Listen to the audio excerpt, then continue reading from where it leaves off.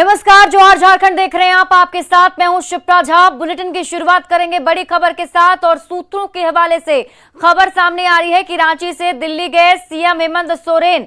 विशेष विमान से दिल्ली गए हैं सीएम हेमंत सोरेन। आपको बता दें कि झारखंड पवेलियन जा सकते हैं सीएम। प्रगति मैदान में झारखंड पवेलियन बना है, जहां पर लोगों को काफी ज्यादा आकर्षित कर रहा है वो पवेलियन, और वहां सीएम हेमंत सोरेन जा सकते हैं और कई कार्यक्रमों में भी शामिल होंगे। झारखंड जनजातीय परिषद यानी टीएसी ने नगर निकाय चुनाव को लेकर जारी नए रिजर्वेशन रोस्टर पर असहमति जताई है। रांची के प्रोजेक्ट बिल्डिंग में सीएम हेमंत सोरेन की अध्यक्षता में हुई बैठक में टीएसी के सदस्यों ने कहा कि रांची समेत कई आदिवासी बहुल नगर निगमों में एसटी की सीट नए रोस्टर में एससी के हवाले कर दी गई। टीएसी सदस्यों के आग्रह पर राज्य सरकार इस मामले में महाधिवक्ता से राय ले सकती है। वहीं टीएसी की मीटिंग में जताई गई असहमति से नगर निकाय चुनाव पर भी संशय के बादल मंडराने लगे हैं। इस मौके पर 9 प्रस्तावों पर करीब 1.5 घंटे तक चर्चा हुई। मीटिंग से बीजेपी कोटे के मेंबर नदारद रहे। नहीं, अभी तक बातों को रखा गया है। इसमें क्या कानूनी, इसमें जो महाधिवक्ता से राय लेकर के इसमें निर्णय लिया जाएगा। चुनाव एरिया में जो एक आरक्षण समाप्ति बदलाव किया गया उसको लेकर एजेंडे में तो था। देखिए, शेड्यूल एरिया के बारे में चर्चा हुआ है ना, और बहुत दिन के बाद इतना लंबा भी चर्चा हुआ, इसीलिए थोड़ा आप लोग इंतजार। रांची में महज 12 घंटे में हत्याकांड की 2 वारदातों से सनसनी मच गई है। इधर हाथू टाउन आउटस्पोर्ट के महज 100 मीटर की दूरी पर सरेशाम गोलीबारी हुई। अपराधियों ने ताबड़तोड़ फायरिंग करके जमीन कारोबारी धवल राम की हत्या कर दी। उन्हें 3 गोलियां लगी हैं। परिजन उन्हें तुरंत रिम्स ले गए पर उन्हें बचाया नहीं जा सका। वारदात में उनके एक साथी को भी चोट लगी। सरेआम हुई इस सनसनीखेज वारदात से बरियातू में दहशत है। इस घटना के बीच कुख्यात कालू लामा गिरोह का हाथ बताया जा रहा है। इससे पहले आज ही सुबह में नगरी में अपराधियों ने एक युवक की गोली मारकर हत्या कर दी थी। मृतक का शव इटकी में मिला था। रांची में पीडब्ल्यूडी इंजीनियर अनिल सिंह के आलीशान बंगले से आयकर विभाग ने 10 लाख रुपए कैश और कई दस्तावेज बरामद किए। आईटी की टीम ने सुबह से देर रात तक बंगले का कोना कोना छाना। कुछ दिन पहले रांची पुलिस की जांच में इंजीनियर के ठिकाने से 10 लाख रुपए मिले थे। इसके बाद आईटी विभाग ने इंजीनियर के हजारीबाग स्थित दफ्तर में रेड मारा, पर वहां पर कुछ नहीं मिला तो विभाग ने रांची के अशोक नगर में रोड नंबर 4 पर स्थित इंजीनियर के बंगले पर दबिश दी, जो देर रात खत्म हो गई। झारखंड के तमाम विभागों में पिछले 22 साल से एक बार भी ऑडिट नहीं कराया गया, पर हाल ही में जब गठबंधन सरकार ने ऑडिट कराया तो 10,000 करोड़ से भी ज्यादा का गबन सामने आया है। इसकी जानकारी झारखंड के वित्त मंत्री रामेश्वर उरांव ने सीएजी वीक पर आयोजित समारोह को संबोधित करते हुए दी। उन्होंने कहा कि जल्द ही विस्तृत रिपोर्ट सामने आएगी। इस मौके पर विधायक सरयू राय ने भी सरकारी विभागों के कामकाज में पारदर्शिता की कमी पर चिंता जताई। हुआ है इसकी जानकारी नहीं है। ऐसे एक आध मामले में मैंने आग्रह किया है कि सीएजी को एक स्पेशल रिपोर्ट उनका फिजिकल फाइनेंशियल दोनों ही ऑडिट करके बना देना चाहिए। हम लोगों का उद्देश्य है कि सरकार की जो सारी संस्थाएं हैं, ये संस्थाएं सही तरीके से काम करने लगें। गबन भी हुआ है, गबन का भी मामला है इसमें। अभी कितना हुआ है बताने की स्थिति में अभी याद नहीं है। अनुमान तो बताया आपको, करीब 9,737.57 करोड़। ये कब से कब तक का? 20-21 साल, जब से झारखंड बना है तब से।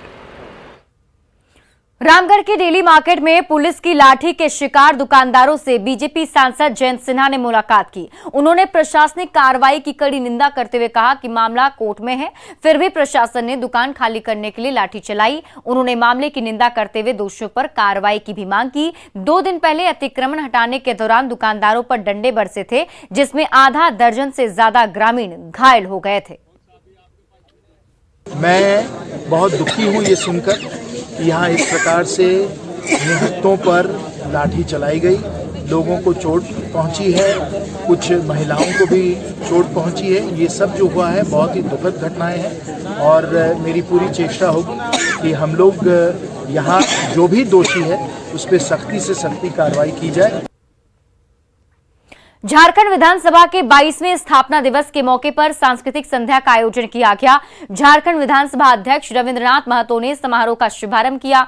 मंच पर जेएमएम सांसद महुआ माझी, विधायक नलिन सोरेन, प्रदीप यादव, दीपिका पांडे सिंह, इरफान अंसारी, नमन विक्सल कोंगाड़ी समेत कई नेता मौजूद रहे।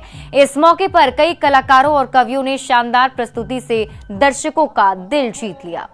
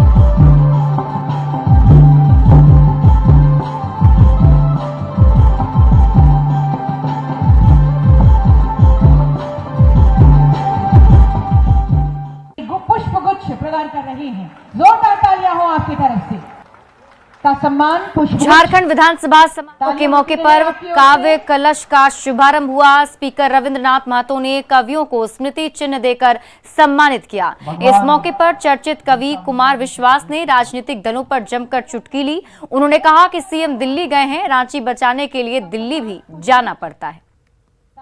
भगवान बिरसा मुंडा जी के प्रदेश को प्रणाम करता हूँ, सबको प्रणाम करता हूँ। बहुत समय से आप प्रतीक्षा में हैं इस कार्यक्रम के।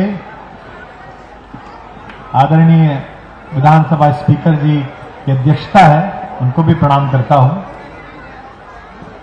हमारे मंत्रीगण बैठे हुए हैं,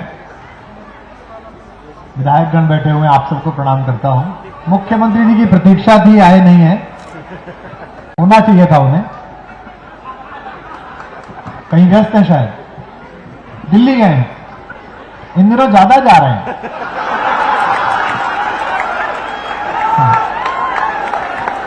नहीं, भगवान बिरसा।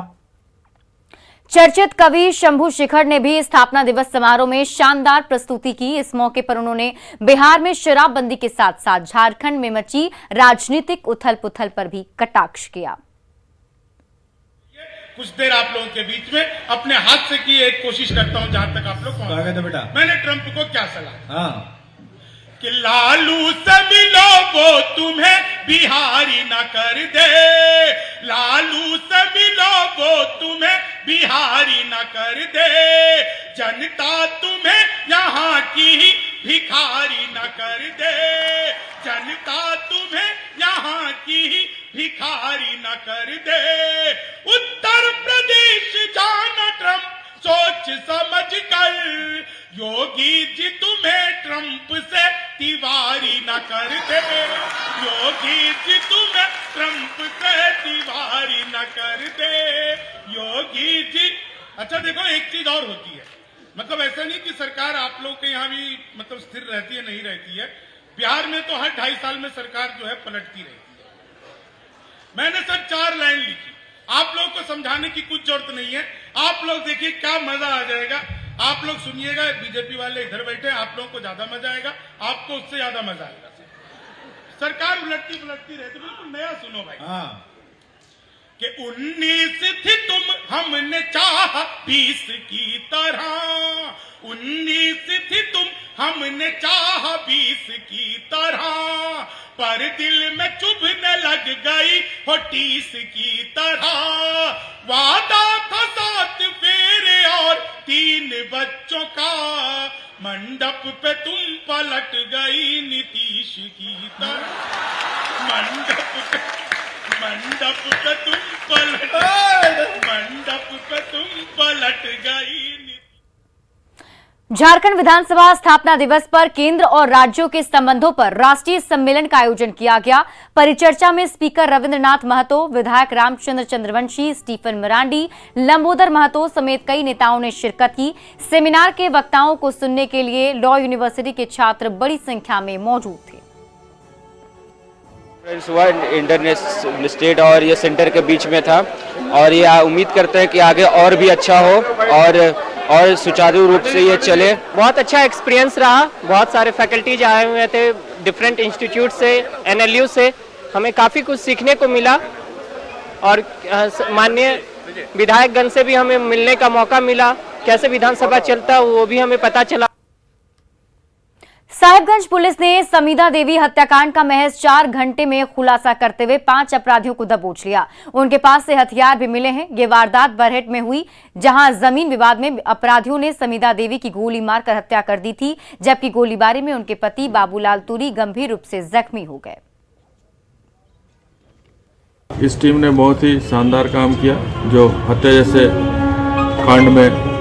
कांड का सफल उद्भेदन नहीं किया, अपितु अपराधियों को भी गिरफ्तार किया है और इसमें प्रयुक्त हथियार को भी बरामद किया है। इस विवाद हत्या के पीछे मृतका जो है समरी देवी और समीदा देवी के आपसी परिवार के विवाद की बात आ रही है।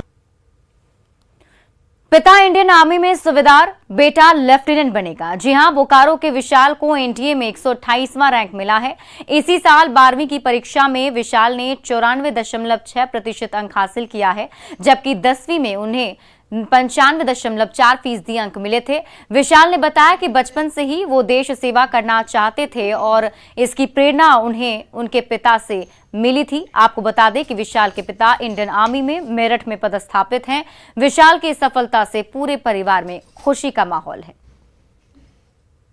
सर मैंने रिटन का प्रिपरेशन जो है स्पेसिफिकली वो क्लास 12 के बोर्ड्स के साथ ही किया था, और जेई का प्रिपरेशन में साथ में कर ही रहा था, तो रिटन बेसिकली वहीं से निकल गया। और इंटरव्यू के प्रिपरेशन के लिए मैं चंडीगढ़ गया था, वहाँ पर एक एसएसबी की कोचिंग इंस्टीट्यूट है, तो वहाँ पे मैंने इंटरव्यू का प्रिपरेशन किया था। और वहाँ से घर पे भी मैंने बहुत प्रैक्टिस किया था अपने फ्रेंड्स और बहुत सारे ग्रुप्स में, बहुत सारे जो भी एक्टिविटीज़ होते हैं एसएसबी के इंटरव्यू में स्पेशली, और उन्हीं सब की वजह से आई बिलीव मेरे को ऑल इंडिया रैंक 128 आया है, एनडीए 149। तो कोई भी वर्क मिलता था स्कूल का, तो वो चाहता था कि आज का वर्क आज ही कंप्लीट कर लें, उसे कल पे नहीं छोड़ना है, ये इसको था। और डिसिप्लिन भी इसको तो डैडी से मिला ही था। हमारे स्कूल का जो क्लास 12 का बच्चा पास आउट हुआ इस बार, विशाल राज, उसने एनडीए में 128 ऑल इंडिया रैंक ला करके हमारे स्कूल का, हमारे राज्य का नाम रोशन किया है, और हम सबको विद्यालय परिवार को उसके ऊपर गर्व है। रांची में इन दिनों ट्रैफिक जाम लोगों के लिए मुसीबत बन चुका है। कांटा टोली फ्लाईओवर के निर्माण कार्य के कारण रूट डाइवर्ट करने की वजह से मुख्य सड़कों पर ट्रैफिक जाम की समस्या बढ़ गई, जिसे देखते हुए ट्रैफिक पुलिस और रांची नगर निगम आपसी कोऑर्डिनेशन से रांची की ट्रैफिक व्यवस्था को सुचारू बनाने में जुट गई है। निगम अब वैसे ठेले, खोमचे और दुकानों के खिलाफ अभियान चला रही है जो सड़क जाम की वजह बन रही है। तो रांची ट्रैफिक पुलिस भीड़ भाड़ वाले इलाके में तेज तर्रार पुलिसकर्मी को ट्रैफिक कंट्रोल के लिए रख रही है। साथ ही रांची पुलिस ने लोगों से भी सुझाव मांगे हैं। फ्लाईओवर कांटा टोली से लेकर के सिरम टोली जो फ्लाईओवर बन रहा है, जिसके चलते रूट को डाइवर्ट करना पड़ा, उससे जो स्थिति ट्रैफिक के जो चरमरा गई थी, उसको जो रूट डाइवर्ट हुआ था उसको हम लोगों ने ट्रैफिक पुलिस के साथ मिल करके कांटा टोली से लेकर के जो कचहरी आती है वो उसको रूट डाइवर्ट किया गया। आपका करबला चौक हो, जो भी संसाधन की जो कमी है, चाहे वो स्लाइडर के रूप में हो या फिर हम देखते हैं कि अभी बहुत सारा लाइट हम लोगों का काम नहीं कर रहा है, कैमरा प्रॉपर फंक्शन नहीं कर पा रहा है, उस सब को हम लोगों ने आज चिन्हित किया है और उसको आज से कल मतलब बहुत शॉर्टली हम लोग उसको ठीक ठाक कर देते हैं ताकि रेगुलेशन ऑटोमेटिक होने लगे। रांची की चर्चित ट्राइबल मॉडल अलीशा उरांव ने 10 माह की बेटी नायरा को गोद में लेकर रैंप पर कैट वॉक किया। उनका वीडियो सोशल मीडिया में तेजी से वायरल हो रहा है। परंपरागत आदिवासी परिधान और ज्वेलरी में सजी धजी मॉडल अलीशा जैसे ही नन्ही बच्ची के साथ रैंप पर आई, दर्शकों ने तालियां बजाकर उनका स्वागत किया।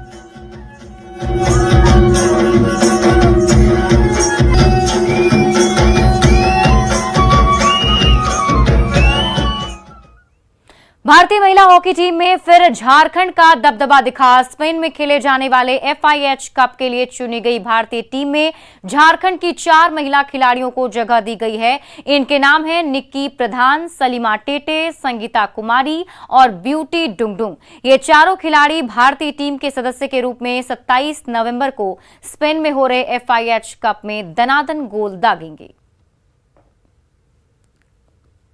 देवघर में सांस्कृतिक संध्या के नाम पर अश्लील नाच गाने की महफिल सजी, जहां डांसर के सामने ही मुखिया पति ने पिस्टल से दनादन फायरिंग करके सनसनी मचा दी।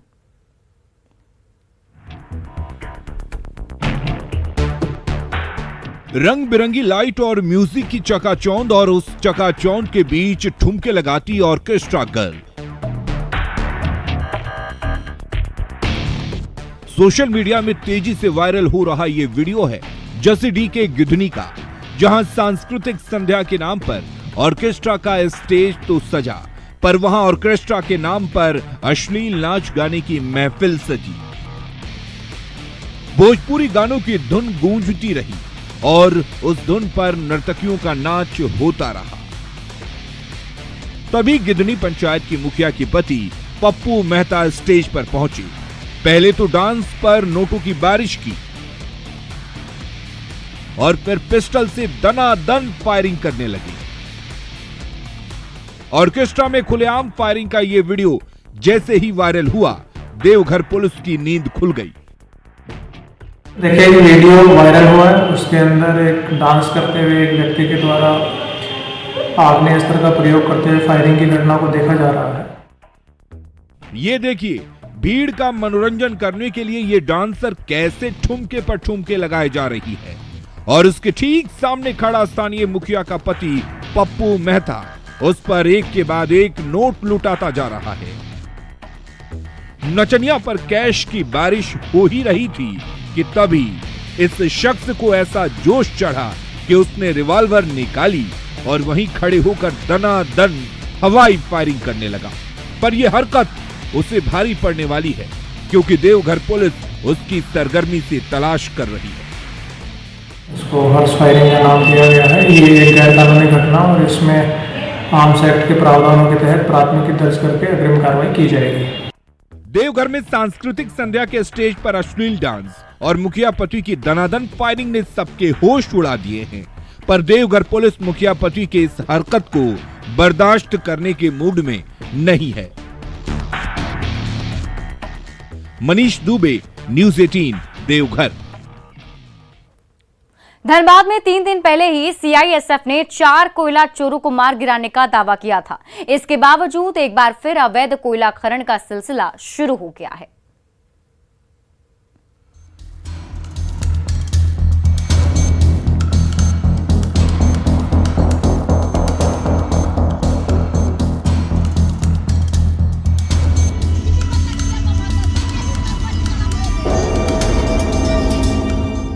अवैध खान के मुहाने पर जमा मजदूरों की भीड़, चारों ओर बिखरे काले हीरे के टुकड़े और कोयले से भरे बोरों की लंबी कतार। ये नजारा है अंगार पतरा ओपी से महज आधा किलोमीटर दूर चल रहे अवैध कोयला खान का, जहां धनबाद पुलिस, बीसीसीएल और सीआईएसएफ के नाक के नीचे खुलेआम कोयले का काला खेल चल रहा है। गरीब मजदूरों की ये टोली दिन रात फावड़ा चलाकर कोयला निकालती रहती है और उस कोयले से शातिर माफियाओं की जेब भरती रहती है। हम लोग का साथ ही हाजिरी कितना देते हैं, यहाँ काम करते हैं, मजदूरी कितना मिलता है? वही 400 450 400 ऐसा नहीं तो कि बोरा के हिसाब से कुछ है? बोरा अभी कैसे देगा, अभी नया है ना। लाख कोशिश के बावजूद धनबाद कोयलांचल में कोयले का काला कारोबार और एक के बाद एक हादसों में गरीबों की जान गंवाने का सिलसिला थमने का नाम नहीं ले रहा है। 7 नवंबर को मधुबन में कोयला खनन में वर्चस्व की लड़ाई को लेकर जमकर भिड़ंत हुई थी। 9 नवंबर को वर्चस्व की इसी लड़ाई में एक छात्र मारा गया था। 20 नवंबर को सीआईएसएफ ने 4 कोयला चोरों को मार गिराया था, पर लेफ्ट पार्टियों ने सीआईएसएफ की फायरिंग पर सवाल उठाए हैं।